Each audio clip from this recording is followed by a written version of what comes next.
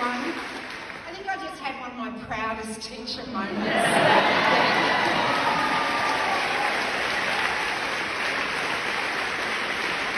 Comrades, like Andrew, I'm tired. In fact, I'm exhausted. But you know what? I'm angry. I'm angry because I didn't want to be here today. I did not want to come and stand before you all and make this speech. I did not want to be a part of this action. But I had no choice. Yes, I have free will, but I had no choice. And just like each and every one of you here today, we have had no choice. We're gathered here this morning because we need our voices heard, yet again. And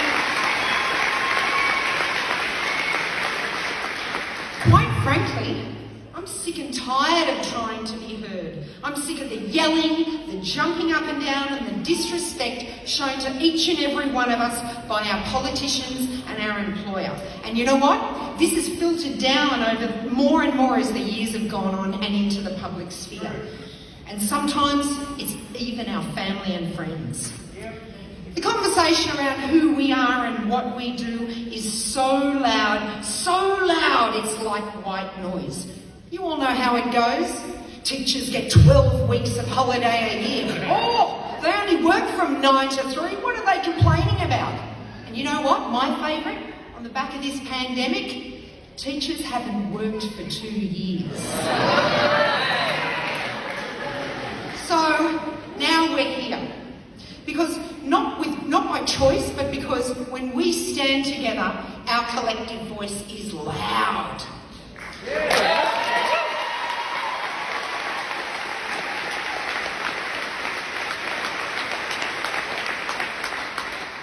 All of us here are in varying stages of our teaching careers. I'm in my 27th year of teaching, so I guess you'd call me a long hauler. Some of you have taught much longer than that, have been very privy to the reforms that have taken place over the decades. Many of you are just starting out too, and unfortunately, the statistics don't look good for your longevity. And that really concerns me. And you know what? There isn't a day that goes by that I don't think about quitting. And not because of the kids. And I'd hazard a guess that a lot of you do too. But you know what? I don't want to say to early career teachers, get out, run for the hills. Run as fast as you can. Because we need great teachers at every stage of their careers. It's good for the kids and it's good for us.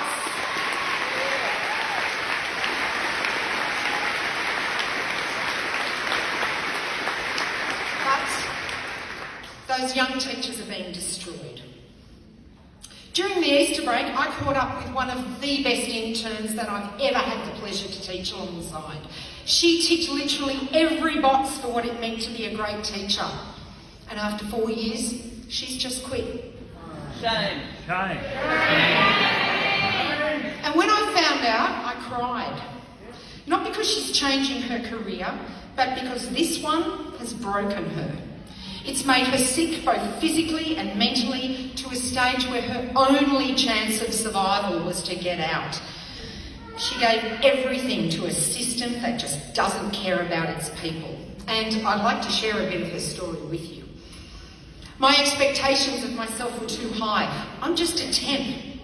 But if I didn't work that hard, they wouldn't have hired me in the first place.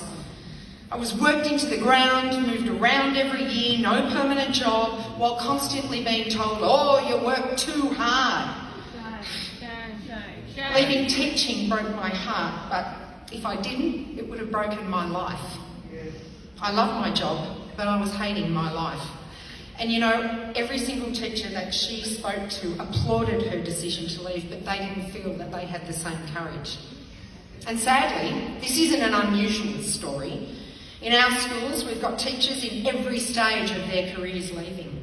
We've huge teacher shortages. In my own school, we've had collapsed classes, minimum supervision, staff supervising multiple classes in different rooms, difficulty in accessing casual relief teachers, unstaffed classes, as well as the latest one, employing pre-service teachers on conditional registration. semester, there's no teacher shortage at all.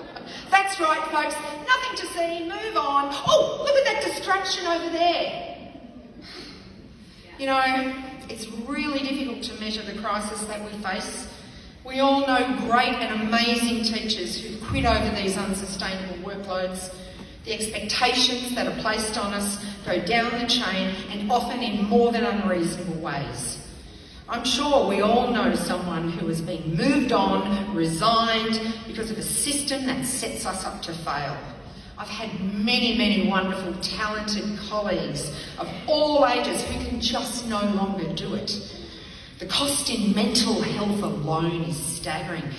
Did you know that there are more teachers on leave due to psychological injury than the police? Think about that. And as soon as they leave, they're forgotten by an employer who doesn't see them as human, just merely a commodity that can be replaced in a heartbeat. Well, that's if they can be replaced. You all know the extra work that we do. It's no secret. The compliance, the busy work, the box ticking, that's always keeping someone very much higher up that chain in a job. Seriously, when did it become my responsibility to report corruption in the workplace?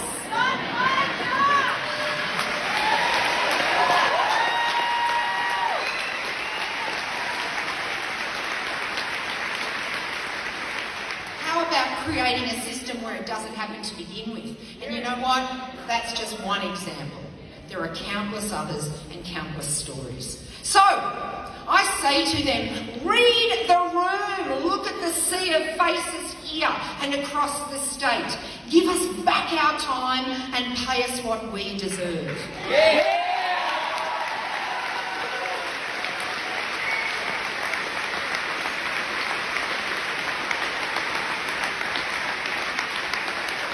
Let us focus on what we know works best. Stop with the endless, useless paperwork and trust us to do our job.